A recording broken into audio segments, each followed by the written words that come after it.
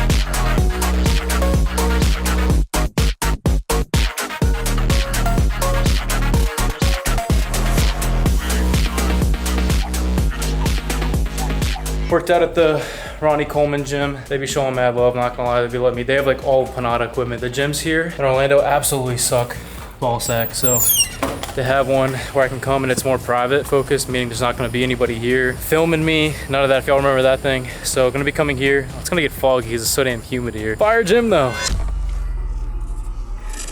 Subscribe, turn the bell on, so you guys are always updated. Like, comment, all that good stuff. We have a lot of different variety of content going out. We're doing reaction videos. We're doing stuff like this, which I feel like is extremely important in my career and like trying to teach y'all as a young man as well. And then third, just the regular fitness content I've always done. So today's video is going to be how to desexualize your brain. We live in a day and age where society itself is just so sexualized in every aspect, and it's hard to escape. And because of it being like that, it's hard to escape this whole thing in society. I mean, you go on your phone and right there you have access to literally anything you could ever imagine. And not only that, it's when you're trying to do it in a healthy way, there's so many distractions and temptations everywhere you look. It's a really difficult time in culture now. Like technology and phones and everything, as much as it is a blessing, even to me, this is where I do my career, it's as well of a curse, because if you don't know how to manage it correctly and understand, you know, look at this from an outside point of view, like how toxic and manipulating it can be, it can really destroy yourself, and it can cause, you know, a very sexualized society. So like what I'm here to do, I'm a Christian, so I'm gonna have some Christian stuff in here, is show you guys how I would best desexualize your brain, as well as what I think, you know, are important key principles when it comes to living in a world that is so just like openly accepting, you know, a lot of sexual culture, and how it's bad for you and how you can get away from it. Again, I'm not perfect, bro. I'm a sinner, dude. I follow Jesus Christ of Nazareth. I'm not perfect in any way.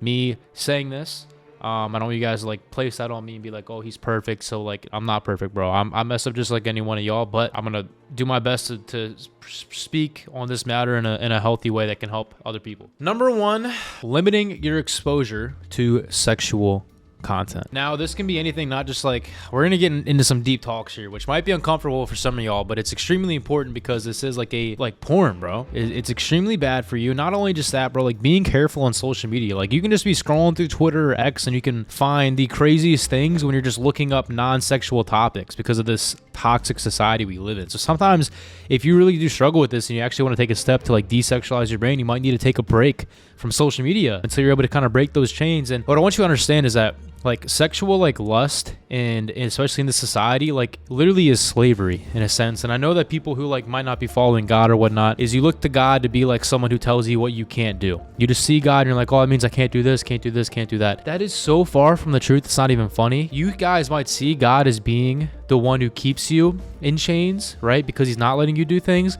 when in reality, you are in chains to the thing that you are a slave to. So if you're a slave to sexual, lust, to addiction, to porn, addiction, to all those things, you are a slave. It's not freedom. You think you're living in freedom because, I can do this because it feels good. When in reality, you're a slave to that thing, and God's meant to come into the picture to break those chains and to free you from that addiction, from that slavery. So first step is to view this whole sexual stuff and urges, all that. It literally is slavery. And it's an addiction in a sense. So view it as that rather than just like something that you feel is good, right? You need to understand that. That's key. When you view it as slavery, view it as a form of slavery, paying homage to the master of it, which is Satan, in a sense. That's a way that you should view it, because that's really what it is. Because the evil one, the devil will use this type of sexual culture that we live in to try and normalize it, because he wants to limit our experience and our relationship with the Creator, with God, who wants us to live in a way that glorifies him and to live in a holy way, so that they will sexualize our culture, because the devil wants us to pull us away from that, of God's promise and those things. So realize that when you are living that way and you're struggling with that, in a sense, what can help you kind of turn your mind away from it is that you're in a sense serving the master of that, which is the devil. Got some verses here.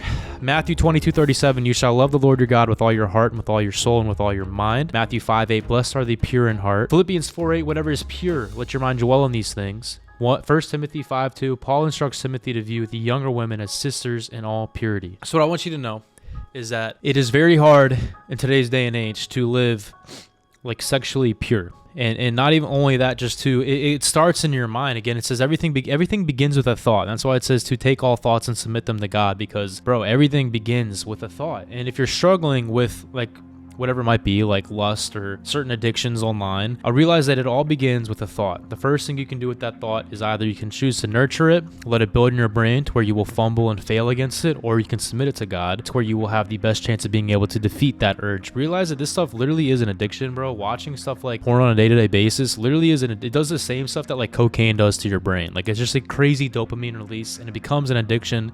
And it must be broken, or else it will just keep building up, and then next thing you know, you're watching like crazy. Like, there's so much bad that comes from it. Literally no good. It's one of the most selfish things you can do is to do that. And again, like, I've struggled a long part of my life with it, dude. Like, I understand how it is, but just realize, like, once you take it as being something being so bad and toxic for you, that's when you can start to kind of change your mindset about it and realize that, like, oh, I actually am a slave to this, and this actually is an addiction, rather than just being like something that you feel like feels good and is fun and should be accepted, because it's not. It shouldn't be.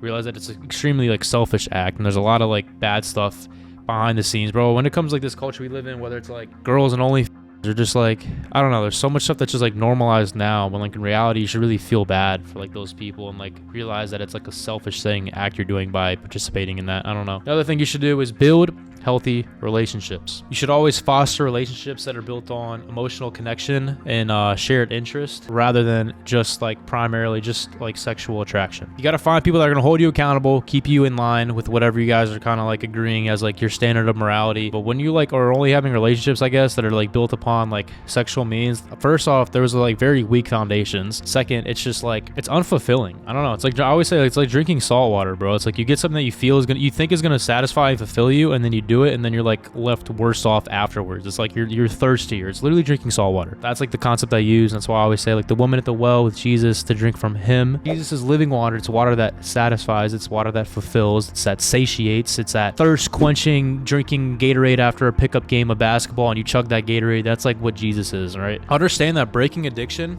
as well as changing thought patterns, takes time. It does not happen overnight. In the snap of a finger. You will fail if you're making an act to start to try and desexualize your brain or run away from certain addictions. Like, realize you're not going to be perfect. Like, you are going to mess up. Don't let the devil convince you that your mess up is going to make you unworthy of God's love, or is that mess up means that you can just go back to being the way you were before. Because that's happened many times in my life. It's like, where I'll be good, and then I mess up, and then I'm like, okay, I'm not worthy enough, or I already messed up, so I might as well continue to keep messing up. No, realize that messing up is all part of the recovery process. Like, I forgot the people who like actually go through like addiction and withdrawals, and like part of getting through that actually is like having some mess ups where you're going through, phases where you get away from it. But basically, like, that's part of the process. It's all about progress and not perfection. Remember that always. You will never be perfect. You will still stumble and fall. We all do. But remember, it's progress, not perfection. It's the changing of heart, realizing that there's an issue there and that you are going to actively try and get better at it. And a big part of that is having a supportive, group around you, whether it's friends or family that can help kind of keep you accountable when you're, truly open with them with what you're, you might be trying to get away from or what you're struggling with. But remember, when nobody is perfect, dude, it always will take time to overcome things like this. Literally, dude, like recover or trying to fix like the dopamine in your head from stuff like this society we live in, like can be very difficult and can be a long process. So just remember, dude, like if you went like from watching stuff every single day to watching it every other day, like that in a sense is still progress, right? It's not gonna ever be perfect, but make progress over time. And over time, just try to be better every day, man. That's all what it's about. And you will stumble, you will fall, but don't get down on yourself. Just pick yourself back up and keep on it. It's okay to have negative thoughts. It's okay to have, you're gonna have thoughts come into your brain that are like dirty and not the best because of the society we live in. We see it all the time, so it's gonna be ingrained in your brain. It's gonna be like imprinted on your brain. It's okay to have those thoughts. Don't feel bad for those thoughts. Just try to dismiss them and submit them to God. Don't beat yourself up. Yeah, man, I guess that's the most advice that I have with y'all on that, man. If you guys want to come pull up to our Bible studies, we're doing 2 to 3 Bible studies a week in the Crusade Discord. Link down below in the description if you guys want to come join a little cool community of younger men who are trying to better themselves and get better in that. It's all free. The Bible studies, everything's free. And then if you want to get a more intimate experience with me, I have the inner circle, but that's like a paid thing, but it's also a cool like men's group thing that we do. We're having our next meetup in Cali. It's about a group of 50 guys I think we're at right now. Next meetup we're doing is in August, and that'll be in Cali. If you want to go apply for that, that does cost money and it's a lot more exclusive, but the Discord, all that stuff's free. I still go in there 2 to 3 times a week to talk to y'all, so pull up to that if you want to. Don't feel forced or anything, but love y'all. God bless. Code Alex Young LA, as well as Rise Supplements and Elysium if y'all want to support. Till next time, peace out.